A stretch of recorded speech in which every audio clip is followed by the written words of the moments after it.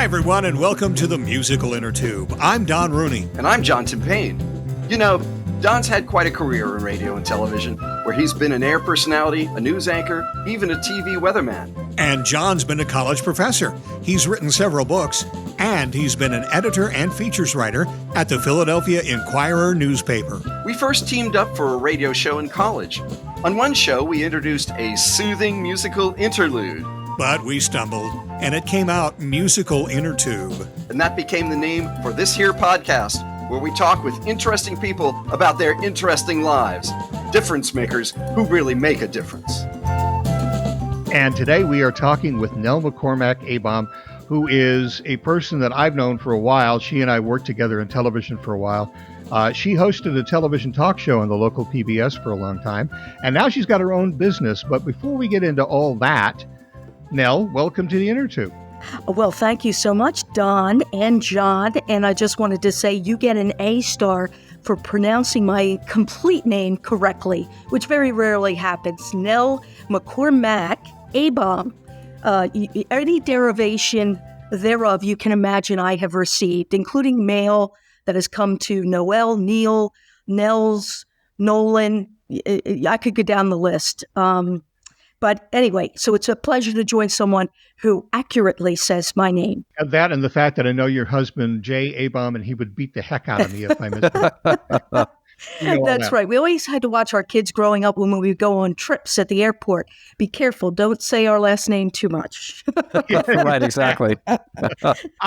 Nell, you've been a journalist for a long, long time. Let's talk about, before we get into the stuff about your new business, let's talk about your old business, about journalism. And let's talk about how important it is right now to have good journalists on guard. Wow, you know, Don and John, as you know, the pace of change in society is just incredible. It's breakneck. It's literally minute to minute. And the same is true with the way in which we process news and the way news is presented to us. It is more than a 24/7 cycle. It really is minute to minute, and the news can change. But you wonder, how much does it really change? All of that airtime has to be filled. And so there's a lot of speculation. There's endless punditry about everything that's going on. It's overload, I think, for the American people, particularly when we have like three dynamic things happening at one time, the pandemic, the recession, and a presidential election, all of which are fraught with their own tensions and uncertainties and disappointments. And so people are having to process quite a bit of information, as well as their own personal stuff, which is, do they have a job? Do they have health care? What's happening with their children's education? Particularly, are the schools going to open this fall? How are they going to teach kids? And if you have college students, I'm paying all that money for tuition. What kind of class setting are you going to choose? And if it's not bricks and mortar, should there be a difference in price? So people are just being inundated with messaging on every front. And it's hard to find out what are the trusted sources you have. And Don and John, as you know, right now, the media's credibility is under fire. And Pew Research studies, or if you like to look at Poynter Institute, all of them show a declining respect and trust of the media. Some of that has been fueled by this president, I would say, in unprecedented ways. He's gone after the media as, quote, the enemy of the people. It's unconscionable to me that that is happening. But at the same time, the media hasn't helped itself. And I'm happy to talk about that, too. I think the media in general have made some mistakes along the road here. What are some of those mistakes, Nell? Well, one of the biggest ones to me, and a person who spent her career, I like to say, looking for the context of news. Why are things happening? What's the thing behind the thing? Why did the politicians make this choice? The elected officials choose this path in public policy. You don't have a lot of time now, or reporters who are really digging that way. So what you have is kind of superficial coverage on the one hand. You have this declining, shrinking base of local news sources as well. The dynamics of the revenue streams just aren't there for the business model that we've had to date. But the other thing, I think, nationally, the the beginnings and then the evolution of cable news coverage has really hurt our intellectual dissection of what's happening in the world. And I don't like, for instance, that CNN and MSNBC, I'll put those in a box first, have completely abdicated their evening newscasts to opinion journalism. Don Lemon, Chris Cuomo. If you come home from work, you haven't had time to listen to the news, and the first thing you do is turn on those two sources, you're getting one view of the world. If you turn on Fox News, you're getting a completely different view. Again, Fox News has abdicated its evening program to one monolithic kind of thought stream, which is conservative. The other two are on the far end of liberal. I think that's a mistake. I really do. I think in some ways I understand what the journalists are trying to do, which is to say when you are faced with a relentless stream of untruths coming from the White House, from the Oval Office, you have to think of things differently. I understand that, but you've paid a price for that. And the price for that is the erosion of public trust in the media as fair, balanced, accurate, not taking sides. And it's an interesting debate because I know lots of journalists who would say, you're not taking sides, you're standing up for the truth. If lies are coming, then you have to counter that with the truth. But I fear that we've taken it a step too far when it comes to particularly the cable news outlets. And sometimes there's a lot of snarkiness to regular news coverage. I say the papers, though most people read it digitally. They seem to have an edge. And believe me, philosophically, I might agree with them 100%, but I'm saying it's not good for journalism. How do you guys feel about it? Well, one thing I want to say that might surprise some folks, one person I've had a chance to hang out with a little bit is Shepard Smith from Fox, who for a long time ran the actual news part of Fox. And most people wouldn't tune into Fox until after his newscasts.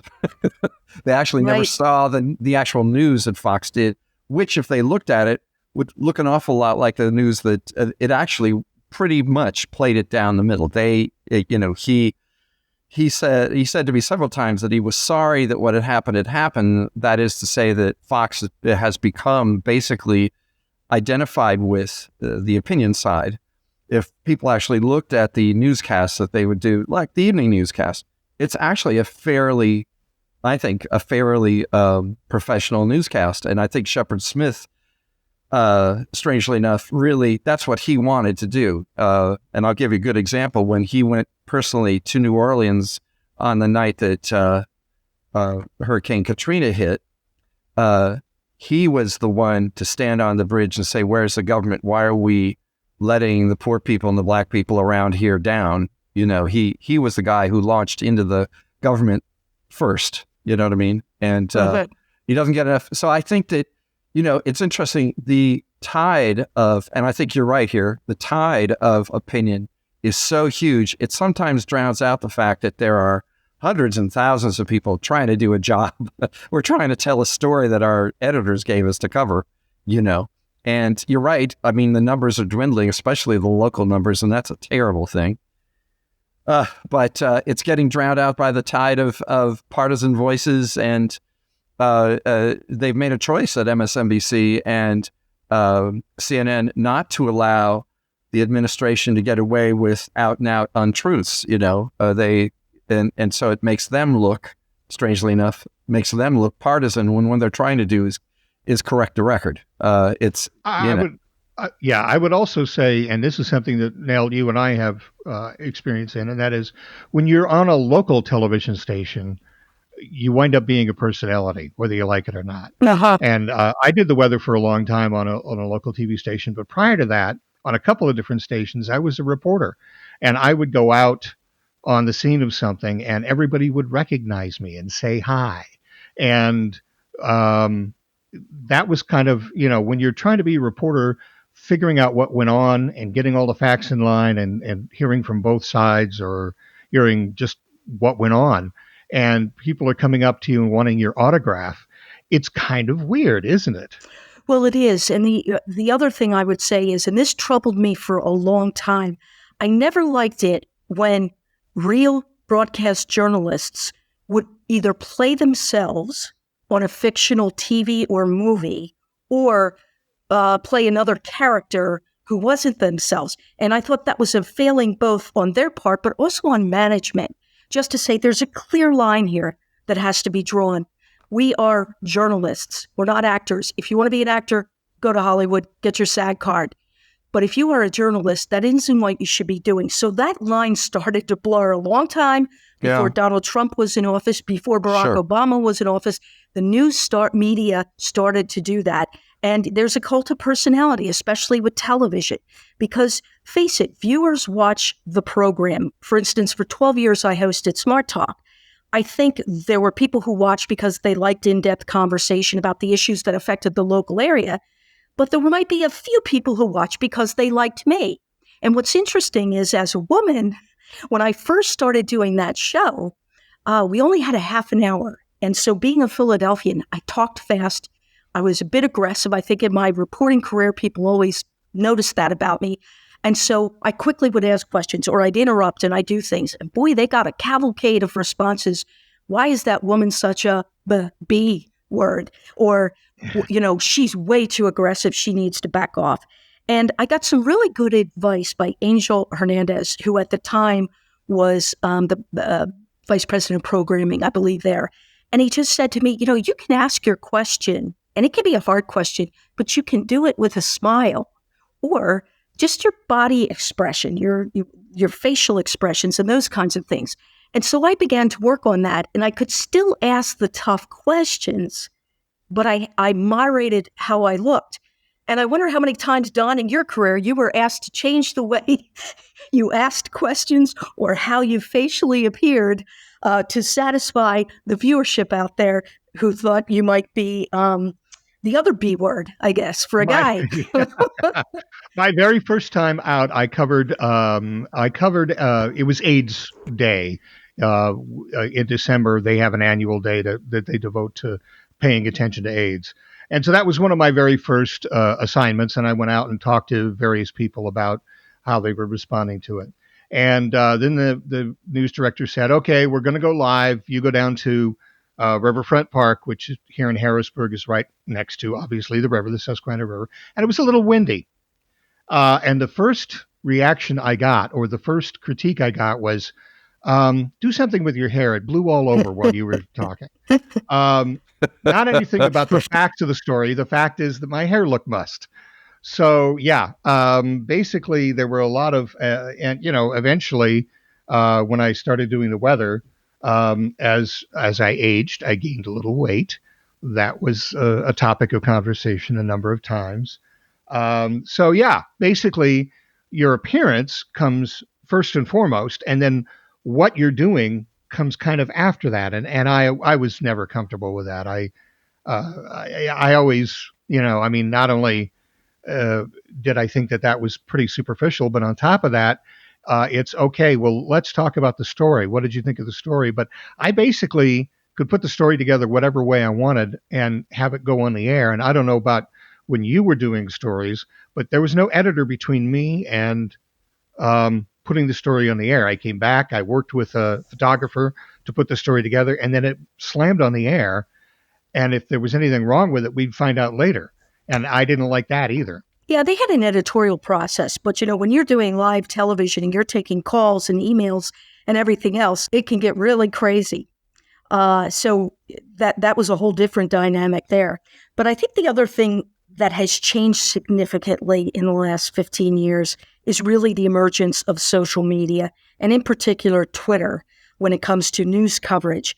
And reporters today are judged by their following. How many followers do they have on all of these social networks? That's for sure. Mm-hmm. And how much engageability? How much are people interacting with their content? And so you have the creation of personalities. They're not just journalists, they're personalities. And they like to let their personalities show. And without naming names, but I think you could take a look at any of the reporters in Pennsylvania, their Twitter feeds, and you get a sense of the kind of personality they have. What happens sometimes, though, is they go beyond that again, and they give their opinion. And I'm saying, thank God I'm not still a journalist, because I think I'd have trouble containing myself and my own personal opinions. But that should be their public facing persona. And because their job as a journalist is not to tell you, unless they're an opinion writer, what they think. It's to tell you what's happening, to give you perspectives on different angles on the story and things like that, to allow you to come to your own conclusion. But that's becoming increasingly obsolete, I think, in today's journalism. And that's where I get frustrated. And the other thing, having been a television journalist, a woman television journalist, Don, of course, critiqued on appearance all the time. People always commented on that. But one thing I don't like, and I see this happening, is women who are on television today, especially with Instagram. It's all about their fashions, their hair, their this and their that. And I think for every step we've taken forward, damn it, we're taking steps back, because it's coming back to how hot do you look? What's your fashion trend, and not necessarily the substance of what you're reporting about the community and the kind of journalist you are. And that disappoints me. Yeah, my wife was in journalism for a long time as well. And that was always her thing is, look, if you're going to be an anchor on television, wear a business suit or something that you would wear to work 9 to 5 in an office. Don't come in dressed in a halter top. She was very, very, very adamant that people dressed businesslike when they were delivering the news, because that's then the reaction you would get. They wouldn't be leering and drooling all over you. Well, They'd be listening to what you said. I think, speaking up for women and their fashion sense, you can be very fashionable. And I always say I really like women who express their personality in what they wear to a certain extent. You know what I mean? They're letting you know I liked bold colors. Okay. For instance, I have no problem with that, but I always look at somebody like Norah O'Donnell, who anchors CBS Evening News. She used to do the CBS Morning News. Mm-hmm. She's been a White House reporter. She's been, a reporter for years and years. To me, she is classy.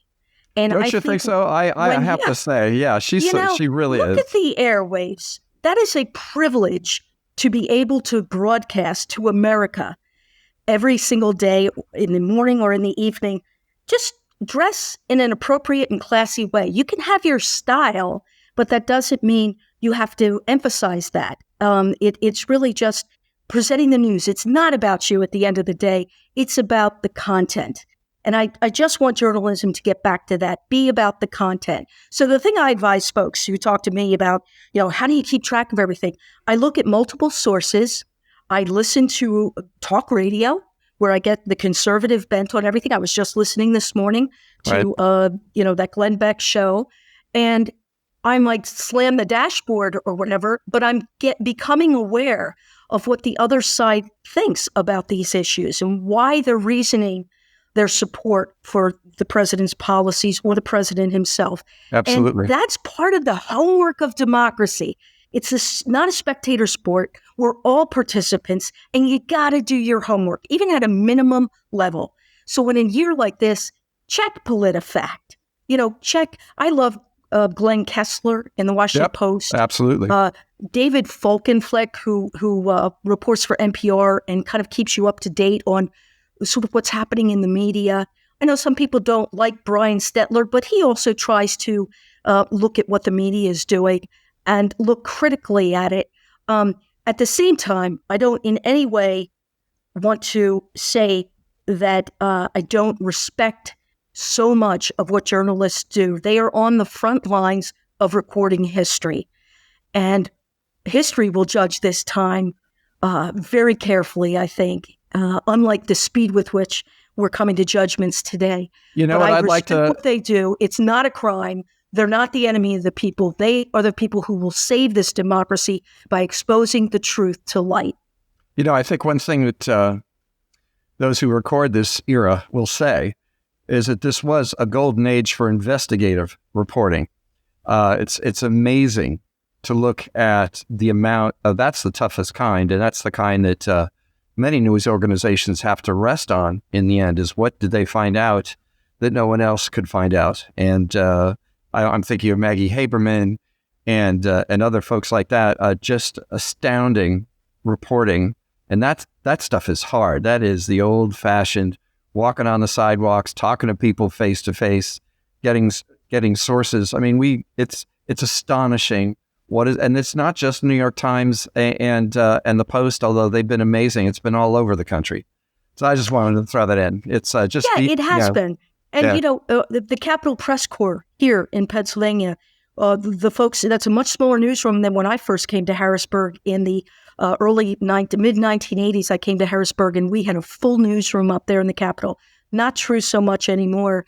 But the ones who are really focused, Angela Columbus, Brad Bumstead, all the folks at Spotlight PA, they're doing a phenomenal job of continuing to dig behind the documents, the trail of true evidence, I like to say, about what the political figures are doing.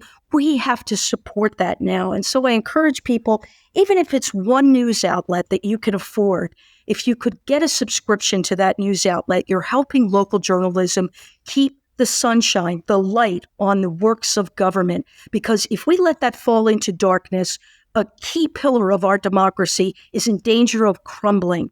And if that free press crumbles, if those guardians of, what I like to say, guardians of truth, getting to the essence of what happened, if we let them tumble down, I don't know where we're left. I really don't.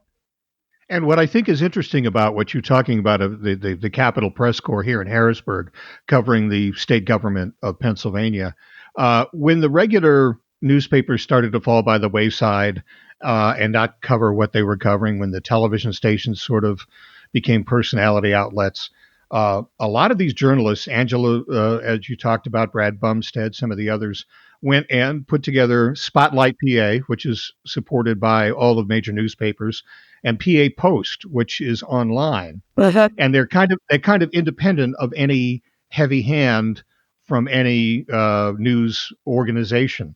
They're there to get into the facts, to put the stories together, and to present those stories in an unvarnished way to people.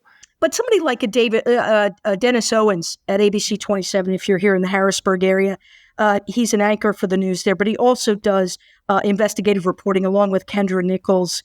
And I really appreciate that. Dennis will look at legislation and he'll really dig into why it's important or what's happening with it. And he does investigative work. And that's a commitment that their station has made as well, to give him the time to do that, and Kendra the time to do that. So I appreciate that. Brian Roche at WGAL, he's doing investigative pieces. And you can see that Brian Sheen at CBS 21 does a lot of work with children's issues, child abuse, child protection. And again, in that instance, Sinclair Broadcasting has given him the opportunity to do that. And I, as someone who used to represent Pennsylvania Family Support Alliance, which did a lot of work with training people on mandated reporting, I sincerely appreciate that because children have no voice. And I do work now for Dauphin County Court-appointed special advocates. And the same thing, Brian has done some stories for us there. So there are still reporters out there every day who are doing the really good work. And I want to salute them because it's not easy. I think a lot of times all they get is cars honking at them, not in support, but in derision. And that's a shame. That is. All right, let's talk a little bit about some of the other things. You've left journalism, you've branched out a little bit. You said that you're working with one of the county agencies. But the biggest thing that I've seen is that you have your own, what is it, a consulting firm? Tell us a little bit about what you're doing now. Sure. It's eponymous, so it's Nell McCormack Abom Communications, and I do public relations, media relations, writing, a lot of media training for executives or public officials, or just people who want to feel more confident in an interview setting or making a speech. It's really fun. I enjoy helping people find their voice and to use it to their best ability, using all of their tools, which is, your mind, your body, your voice, your physical presence. So that really energizes me a lot. But I represent a host of clients, both, commercial businesses as well as nonprofit clients. And I've been doing that for 6 years. When WITF pulled the plug, sadly, on the TV version of Smart Talk, it was one of those moments where I looked at other television jobs, but I was spoiled at WITF. I really enjoyed the in-depth conversation kind of journalism. I really wasn't ready to go back to covering fires and murders, standing on street corners.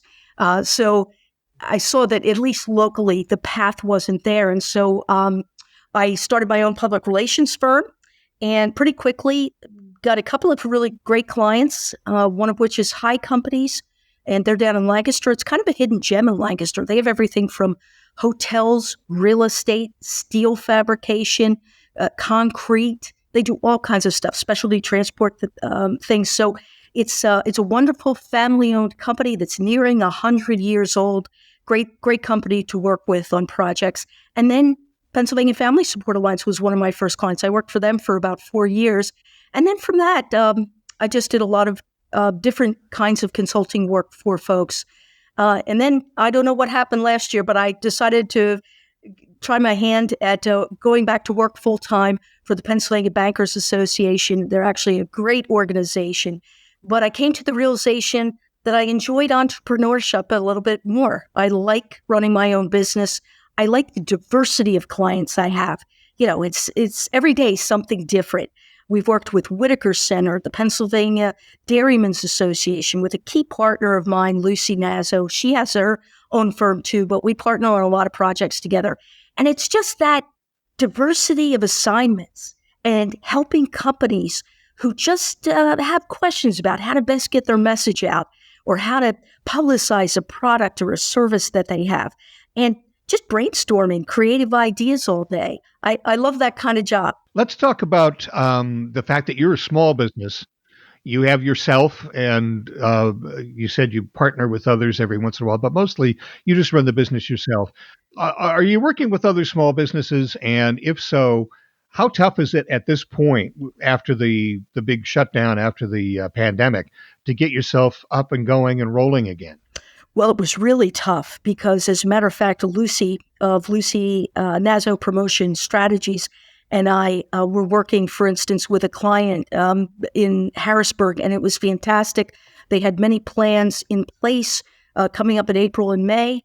But once the governor made the decision that everything had to shut down, and I understand that decision, events became obsolete. And that was a core part of our business, which was live events, whether it was musical performances, at Hershey Vineyard, or it was Whitaker Center hosting the very first high school esports championship. We were all geared up for that, very excited. Any kind of live event like that, or anything having to do with nonprofits holding gala events. Just imagine, Don, all of that shut down. And if your business is centered on that, it really was a shock to the system. Because one thing about public relations, it's 24/7, you're moving all the time. And all of a sudden, this break just went on everything. So we sort of had to, I think those of us who did this kind of public relations, reimagine ourselves. And what do we do? Well, what are our skills? Writing, helping people plan their strategies for communications. There are lots of businesses that never had the luxury of time or maybe attention to focus on how do I communicate with the public, both my direct stakeholders, the public I want to reach to buy my new product or service, the people who just want to learn a little bit more about this topic. How do I make my website, my social media channels, and any event that I would do more resonant with all those people? And that's what I really specialize, helping businesses narrow down what do they want to talk about, how best can they communicate that message. That's more important than ever now, because the biggest question people have, are you open? What are you doing? How are you serving food? Or how do we get your product? Is it sanitized? Think about all those things. Schools, it cuts across the whole dynamic of our economy. Everybody's been affected. So we had to rethink our businesses and work a little bit harder to let the word out of what we do and how we can help them. Because at the end of the day, public relations is about relationships, which, as you have done, Don, over the years, we forged long-standing relationships with many journalists and organizations. One other thing people might not know, I spent a decade in state government. I worked as a senior advisor on communications to governors Bob Casey and Tom Ridge directly. And then indirectly, I've helped at least 3 other governors with some messaging projects as a consultant. And that window onto how state government works has introduced me to a lot of legislative leaders, government leaders, people around the state. There are very few places I haven't been in Pennsylvania, but one of them is the Grand Canyon of Pennsylvania. And by golly, I'm determined to get there. Well, Don and I, we were there with our families years and years ago. Yes. We had a great weekend there. Wait a minute. You vacationed together and you're still friends? Yes.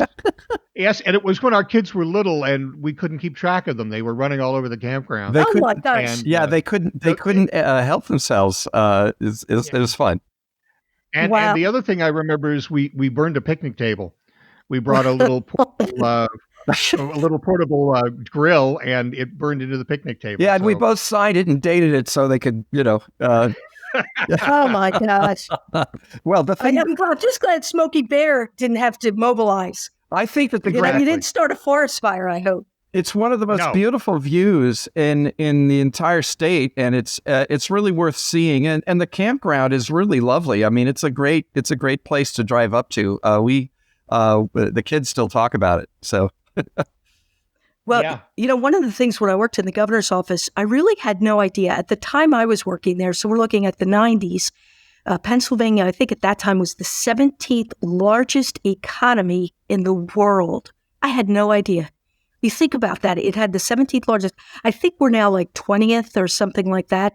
But the breadth of experience I was able to enjoy there. We went on trade missions around the world. I was in Singapore, Japan, Ireland, Israel, Scotland. We signed the Kverner shipyard deal that brought the Kverner shipyard to Philadelphia. I was in East Germany at that time, and Pennsylvania, fortunately at that time, had the money. The economy was rocking and rolling, as you know, and Governor Ridge, of course, was very dynamic and very much about Pennsylvania will be a leader among states and then a competitor among nations. And it's hard to do that just sitting in Harrisburg. So I saw what went into global trade missions. And I can tell you, there wasn't a lot of downtime.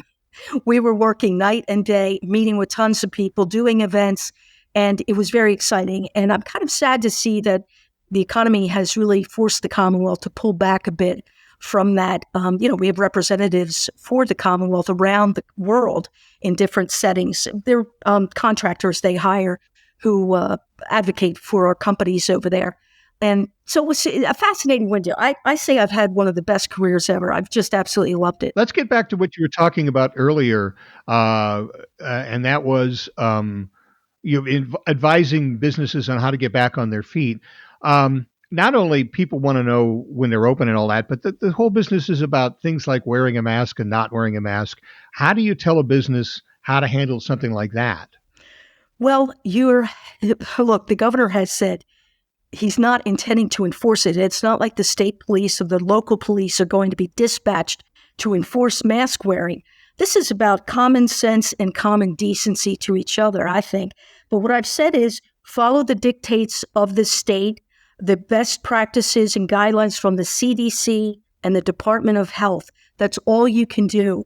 It's a lot to ask your employees to enforce the mask wearing, because when you do so, all you have to look is dial up Facebook or Twitter, and you will see the kinds of horrible interactions that have been going on where workers who stop folks coming into the store just to simply tell them you're supposed to be wearing a mask get spit upon, beaten, things thrown at them. Right. It's just insane. We have to come back to civil discourse and being kind to one another.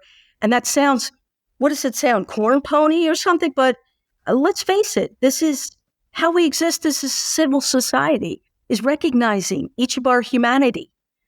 Everyone is a human being. Everyone is deserving of our respect. And to wear a mask is to show respect. It's not authoritarian government telling you what to do. It's common sense. We're going to do what we can to mitigate this until there is a vaccine or some kind of drug available. It's interesting that this is one of the few places in the world where things like social distancing and wearing masks has been so rigidly partisanized. It just shows you that the United States is really sort of over to itself in a way. We have a special, well, I wouldn't say special, but we have a specific political and social thing going on because it's pretty clear what needs to be done. You know? Yeah, well, think about it, though. Americans love their liberty, right? We might not have registered with the Libertarian Party, but generally we like the idea that the government doesn't dictate what we have to do. So on that level, I understand it. I understand as well, it's hot wearing a mask when it's 95 degrees outside. I've gotten those sort of white and blue ones that are, they look like surgical masks, but they're not the official ones. And that's about as light as you can probably get right now. And you know what? I'm fortunate that I don't have to wear it all day long in a work setting. But when I have interactions with the public, I'm wearing the mask because it's protecting you, John. It's protecting you, Don. And if you do the same thing, you're protecting me. That's what the American spirit is all about. We're in this together, and we are not acquiescing to government tyranny. We're saying we respect each other, and I want to help you stay healthy. And you know what? If we all do our part, we're going to get over this thing faster. Our businesses are going to be able to up and running. The day is going to come when we can have events. And people like Nell McCormack Abom can have a business where I'm helping companies have big parties and everyone's having a great time. But if we don't do these simple things, I think this virus is going to be around for a long time. Nell, I'd love to hear your take on the state of small business right now, because I know in so many ways they've gotten the squeeze and they've gotten hit really hard. And they are the backbone of the country's economy. I'm wondering what you're seeing out there in what you do and what you could tell us. Well, yeah. I mean, 2/3 of the jobs, I think, in this country are generated by small businesses. Exactly. It's a thriving part of Pennsylvania's economy. My husband has a small business. He has a law firm in Carlisle. I can tell you very dramatically, he has about, I think, 15 people working for him in various capacities. Some are attorneys, some are support staff, an office manager. The crisis of this pandemic was very real to him as well, because he didn't want to let people go. He didn't want to have layoffs. He knew that they were sustaining families on those jobs too. And that PPP loan program for small businesses was essential. What's sad is that it became first come, first serve kind of. And so a lot of people got shut out of that. But those kind of loan programs were essential. What are we seeing? Look, the hotel industry, the restaurant industry, bars, they have been just devastated, as have mom and pop shops, as I'll call them, in whatever industry you want to think, whether it's T-shirt making, signage. The big stores were able to stay open through this. But those little mom and pop shops that dot towns across Pennsylvania have really suffered. I think many of them have done the best they can to take advantage of the PPP loan programs, and hopefully those loans would be forgiven. But if they're not, they're going to have some difficulty, obviously, paying them back.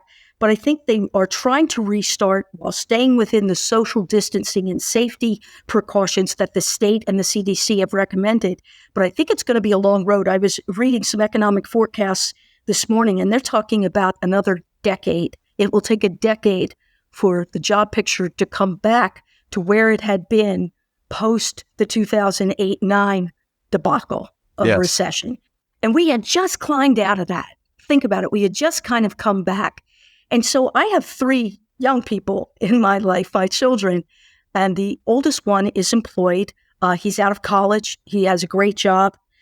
My daughter will be graduating this coming year, and my son will be graduating in 3 years. And once again, America's young people who have invested in their college education or have invested in their skills training are facing this huge wall. And what I'm saying is, we're all in this together. Let's support American businesses, American-made products, the stores down the street from you. And that's all we can do, really, to try to help them turn around. And if they need public relations assistance to get that message out, that's what we do. And media relations as well. We have great relationships with TV, radio, digital communications. You have to use them all in today's market to the best you can. And we all just have to pull together. That's what's going to get us through this. This makes me reflect that one thing that people may not know about small businesses is that even the very successful ones are very sensitive to changes in the economy. And And, in terms of cash flow, it could be very close to the line, even at times of great, success for that business. So that's something like this, where suddenly it dries up completely, right? Especially, especially if you're the kind of business where you're an open door business and you want foot traffic and it's just not there anymore. And you know what, John? It was overnight. It was a switch. No, it was suddenly a switch. It was like a toggle switch. It was like a toggle switch on the wall, and the hand of God just went off. Wow. It was pretty brutal. I know there were a couple weeks at the beginning. You're sort of in shock, and then I think there was this period. It's like the 6 stages of grief or something. I think there was then a period of 2 weeks where I watched a lot of Netflix. I read some books, but I was like, okay, I've got to focus. I've got to get my plan together.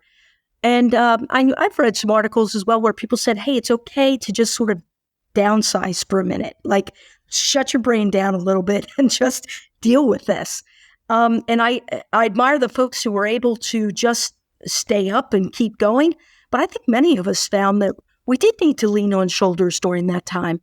And now that we're coming back, I've read people are working 80 hours a week. And that's true. If you have your own business, believe me, you're putting in a lot of time right now because you're hustling for new work. You're trying to meet the demands of the clients you have and the expectations that they have. But then you're also trying to figure out, how do I do this safely? And there's a lot of research involved in making sure that you're giving the best advice you can. So it's a time of a lot of energy exertion, mentally, physically, and everything. Let's talk about the future, Nell. We got all of the problems that we've been talking about over the last few minutes. And there are a lot of people I know that look and say, oh my God, we're so deep in a ditch, we'll never get out. But are you optimistic about the future, about how America can climb out of the rut it's in right now and get itself righted?